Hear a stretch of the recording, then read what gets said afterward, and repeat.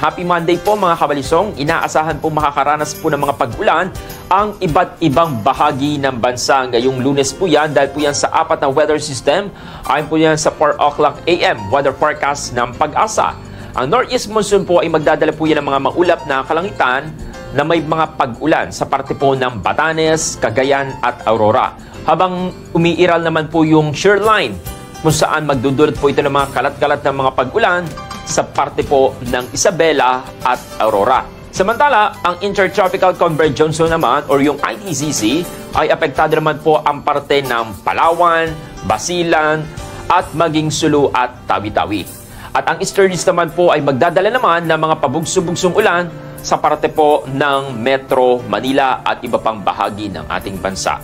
Pinapayuhan naman po ang publiko na maging handa sa posibleng pagbaha at pagguho ng lupa sa mga lugar na may mga malalakas na mga pag-ulan. Sa kabila po ng mga pag-ulan, wala naman po namamata ang low pressure area o LPA o bagyong maaaring mabuo sa loob ng Philippine Area of Responsibility o PAR base po yan sa 2 o'clock AM monitoring ng Pag-asa. Good morning, Batangas.